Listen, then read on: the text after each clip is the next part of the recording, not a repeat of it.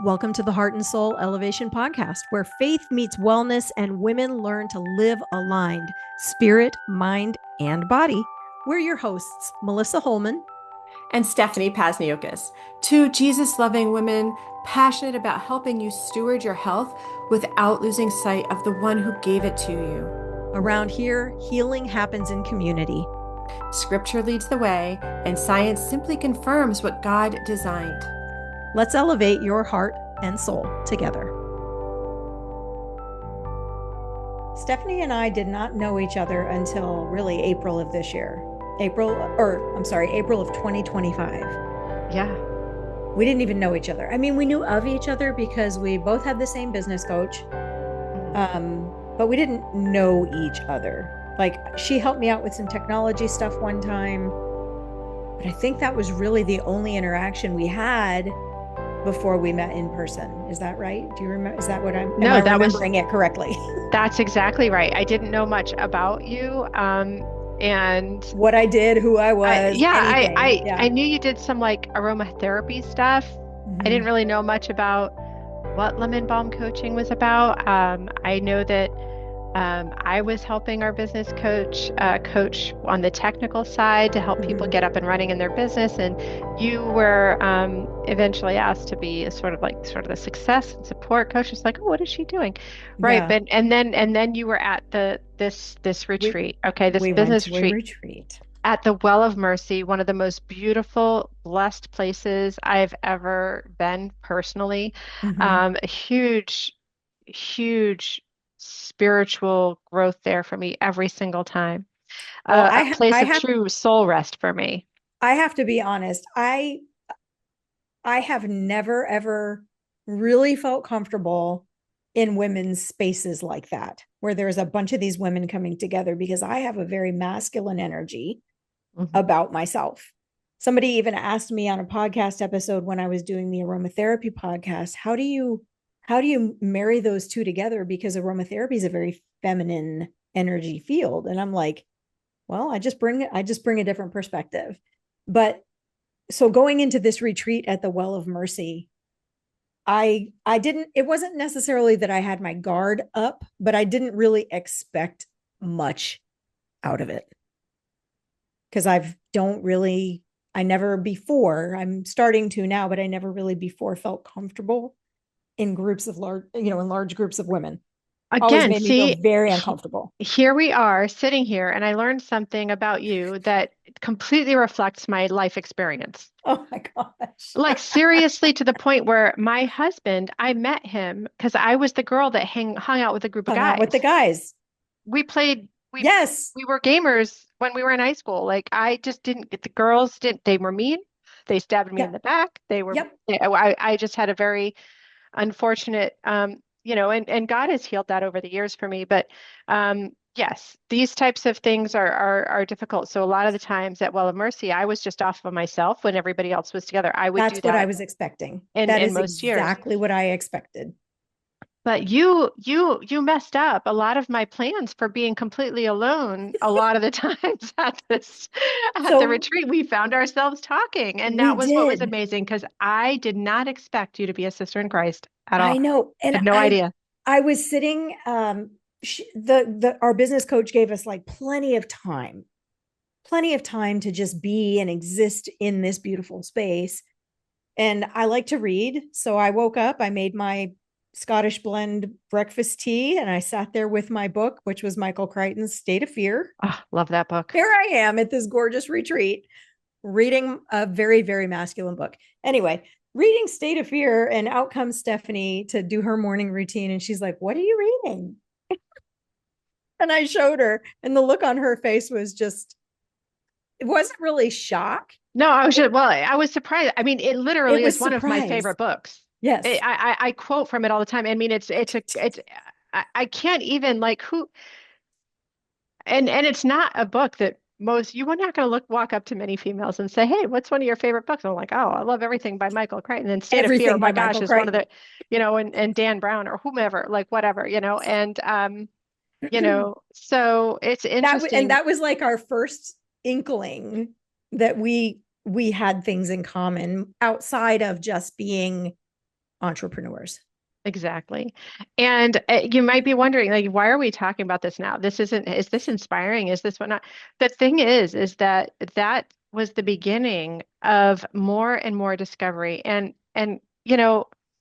God is amazing. He creates these divine appointments. I'm sure you've had them in your life, Hmm. where where he puts two people together and there's fireworks, and it doesn't have to be your significant other. It could be somebody who becomes a true partner in our Christian mission, Yeah. right? Which is and how we came here is just talking. We just kept finding that our spirit and our relationship with God just had so many parallels, and that we dialogue so well about them, And and yet with different perspectives. I loved, like, you would be like, I really need somebody to bounce something off of. Can we hop on a call? Oh, absolutely. Let's hop on a call. So we hop on a call, you bounce your thing off, and 3 hours later, we're saying, okay, I gotta go now. So I the way that God has brought us together and he's knitting us together is just really amazing. And like you just said, wow, I just learned something else about you that's very much like my story. And I'd be willing to bet that there's a lot of people out there who have had a similar experience of not feeling like they belong. That is Mhm. such a common experience. And I've found, especially among church women, that most women do not feel like they belong. They go because they know they should, they go because they know they need to, but they don't have that feeling of belonging in the one place where everyone who is knitted together by Jesus Christ should belong. I am so happy that you said that. So I just had tea this morning with someone who's a dear friend, and she is in the service space, and has just founded a ministry um, to support and help job train survivors of human trafficking. And so she's just always giving. She's always leading, always giving, and in the process of going through therapy for this ministry, because it's a very heavy ministry. So just making sure that she is supported, she realized that all of her relationships were giving relationships, and there were no real relationships besides her husband that were filling relationships Mhm. that were just there, just mutual. And I think that happens a lot of times for women in general, women in church, but women in general, we're just used to always giving and nurturing and giving and nurturing. And and as entrepreneurs, we're often always looking at things in terms of how can I support this person with my gifts or with what Mhm. God has given me, instead of just saying, let's just hang out and talk. Let's fill each other up. Yes. Let's just come down and interact. And so it's hard to feel belonging when you're always feeling like you're having to do. You're not a human being, you're a human doing.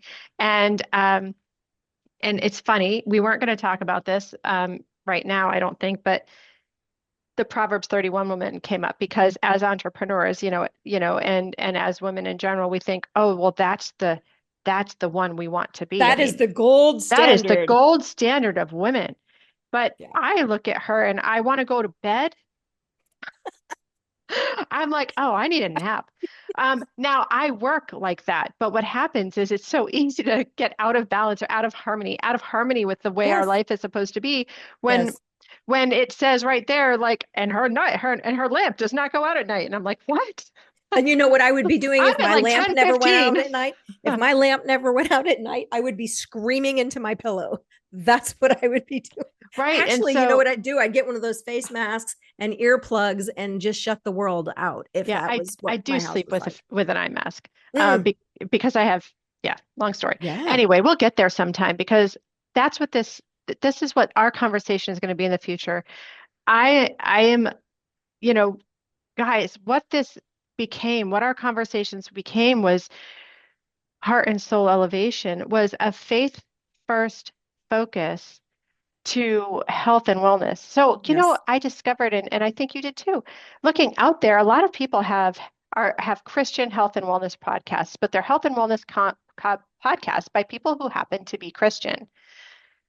But what happens when we have a conversation about health and wellness, but it's really about faith?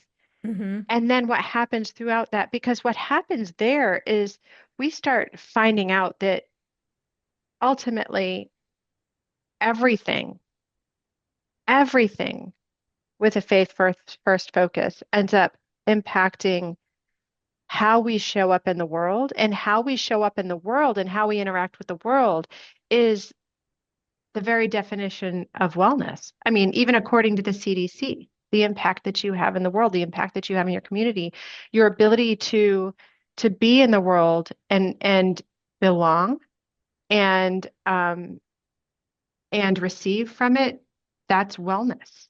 Mm-hmm. But our best wellness comes from our faith. And I truly believe that I can look at times in my life where faith felt far away. And I was so caught up in the world and the culture and just trying to make ends meet and striving and struggling. And my faith was on the back burner. And then my friends were on the back burner. My community was on the back burner. And my physical health and my mental health went right down. And it's part of the reason why I'm a health coach today.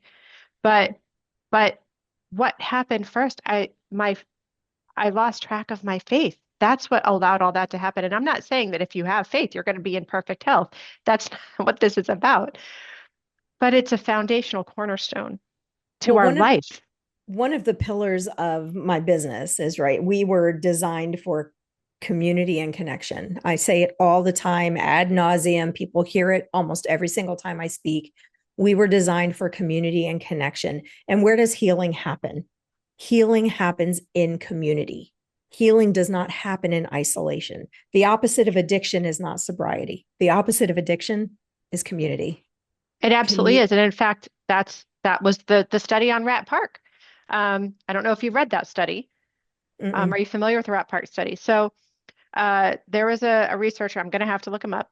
Maybe we'll put him somewhere. But basically, he was researching cocaine addiction in rats. And so rats in a cage, when given water and cocaine, they would Yep. just go with cocaine all the time, all the time, all the time If they are isolated when they're by isolated. themselves. But what he did is when he gave them other rats in the community and gave them fun things to do and wheels and toys and stimulating, and still had the water, still Mm-hmm. had the cocaine Mm-hmm. in the water. They still had both study scenarios. The rats stopped drinking the cocaine water on their Mm-hmm. own. Yep. The Yep. opposite Because of addiction is community.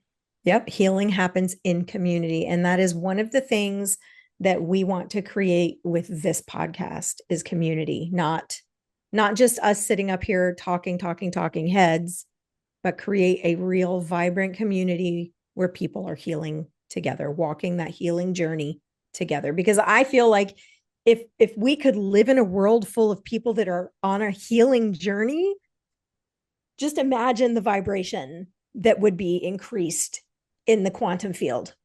Oh my gosh. Absolutely. And I mean, I think, and I'm a scientist, so for anybody who doesn't know yet, my background is in neuroscience, psychobiology, biochemistry, anatomy, and physiology. And I know that sounds like a lot, but the body is a system, and it's a beautiful system.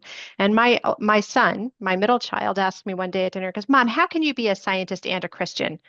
And I said, Oh, how can I not be? And then I started talking.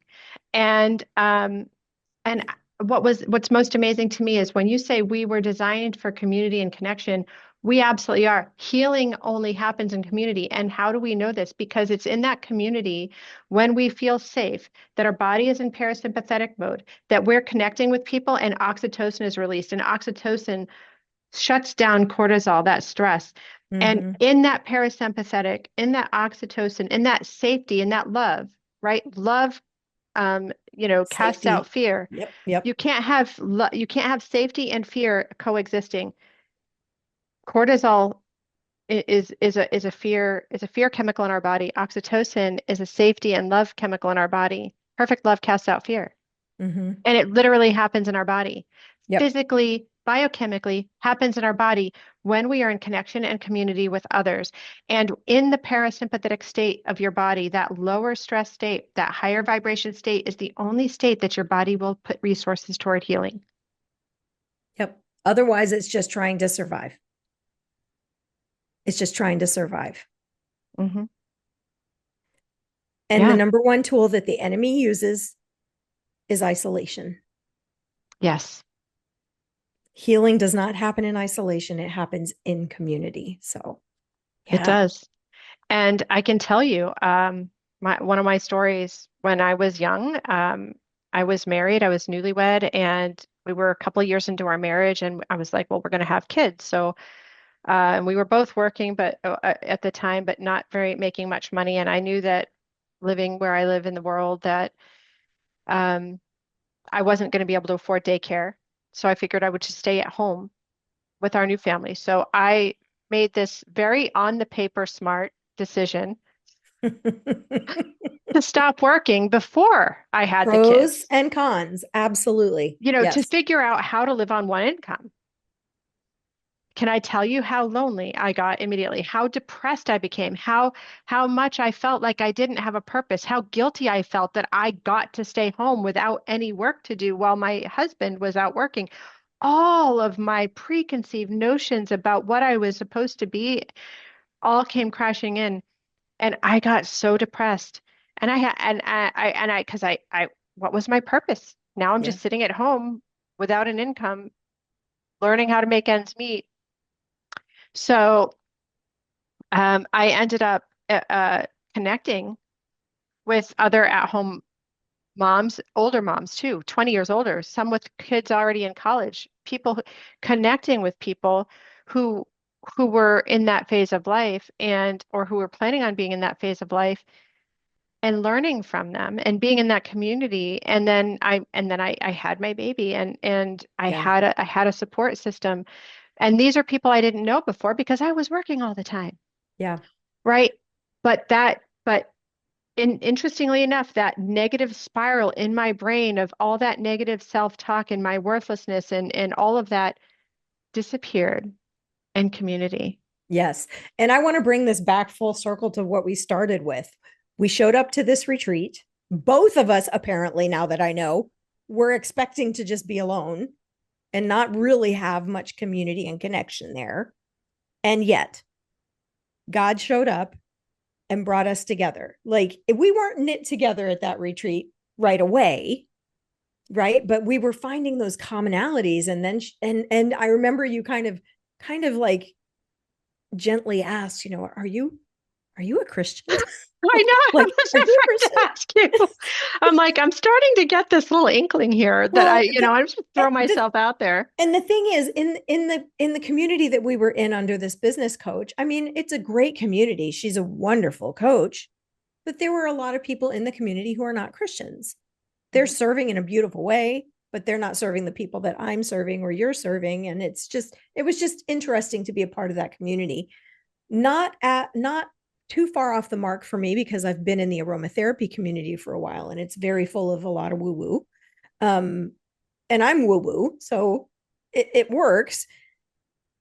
But like here we are, like looking at each other. I'm reading a book that you like reading, and we're talking about things that I don't know, it didn't feel like that was the place to be talking about it. Right. And then all of a sudden, the whole entire free time was gone. We literally Yes, talked the whole time. yes, in our pajamas in the kitchen Yeah, I was like, well, I should talking. probably get dressed now. I'm not going Yeah, for a hike. I'm not going to go on the prayer path. I'm not, right. we just, we had and I think it was our second conversation where I was just like, are you a Christian? And then we started talking about the Christian books we liked. And then, Mhm.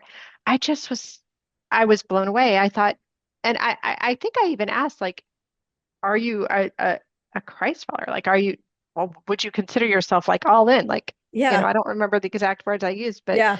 I and thought, and I was like, well, yeah, absolutely, yeah, and then totally. we telling our stories a little bit. I said, holy moly, Who is this look at person? I remember how thinking, did I who's not? this woman? Gosh, what is this?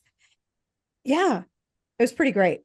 But full circle, right? We both fully intended to just find ourselves alone with our thoughts the whole week, the whole weekend.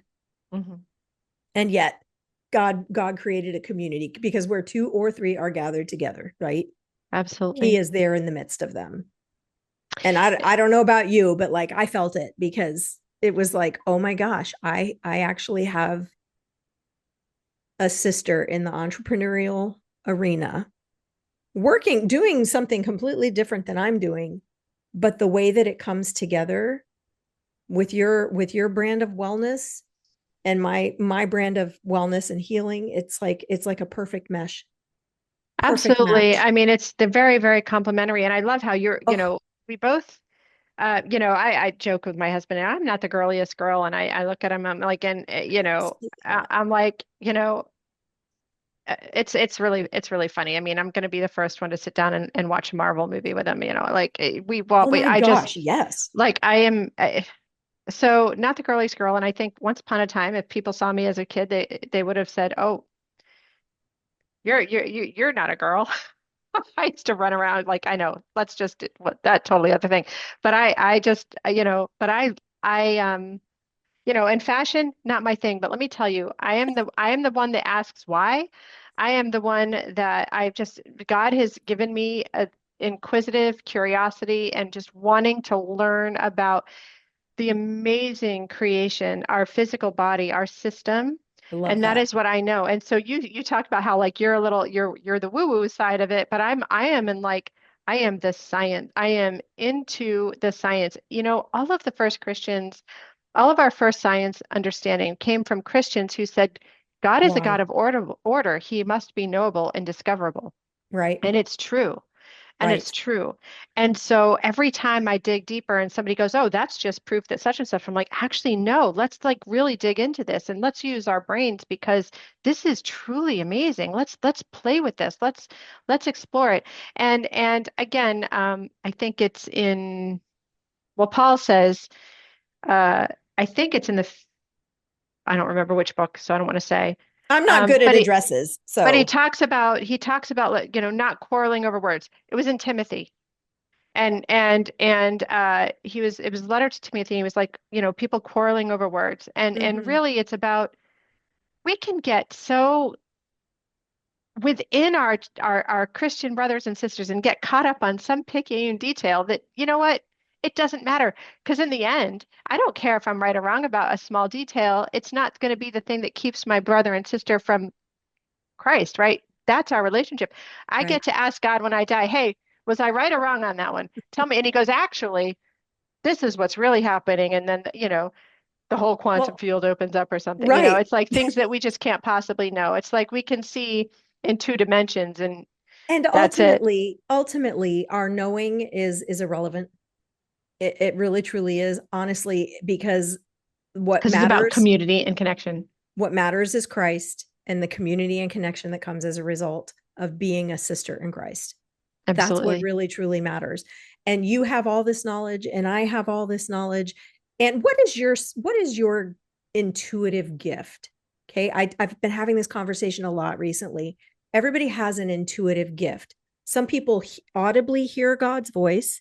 Some people he gives them visions. Some people he gives them feelings like, oh, I just feel that that's, you know, my dad's a big feeler. And some people he gives knowing, like I'll just be talking with somebody and he goes boop and gives me information and I'm like, well, I know that, I know there's no way I could have known that. That's obviously from God. What gift has he given you, do you know? So it's And it might be a combination. yeah, it's interesting. I know my understanding from him comes in threes in the world. Very unrelated things, just boom, boom, boom, and they're all the same. And so I know that there's a communication there. So and in fact, when I first married my husband, he was an atheist, and over the years he just knew. I always said this. And so I would make a decision and I said, we need to do such and such. He goes, oh, what were the three things? And then I would say, well, this, and this, or I'll pop up and say, oh, that was the third one. And he goes, oh, what was it? And I tell him. And so, and today he is a brother in Christ over as of a year ago Easter. So in 2024, 18 years I've been with this guy. since high school praying for this kid. And he's there. And part of it was because of this, Hmm. just seeing it happen over and over and over again. And him just So he like gives you clues to what's coming. I get clues, but he's Yeah. also given me, and I mentioned it before, systems. I Hmm. get systems. They're like lit up in front of me. It's like when they're looking at the matrix and they can just see the code, red dress, whatever. That's what I see. So I see connections. I see connections that a lot of people don't see. Yeah. And to me they're obvious. My husband is always like, "How would you have ever gotten that from that?" And I'm like, Well, how would you not? "How would you not?" Um, Because he shows all of us differently. And so I see those. even if there's two people that have the same gift, it's not always exactly received the same. So, And even those two things that I mentioned, they're probably the same thing because I'm seeing the connections amongst those three things. hmm, That's when it hmm, becomes really patterns. obvious to me, and it's usually something that he's already whispering to me, and then there's confirmation. But I see the patterns, I see the systems, I just have an understanding, and sometimes uh, it's just a gut that my gut is putting all of that together. So to me, Um, it sounds like he uses all of the ways to speak to you. Like you are an open conduit for all of the ways that he's speaking. That's what it sounds like to me. Because you said, Possibly, because you went like this and said, I hear, but this would be feel. yeah, yeah, So it it's. sounds to me like you're getting everything, which is awesome. Yeah, I didn't intend for it to come out that way, but it really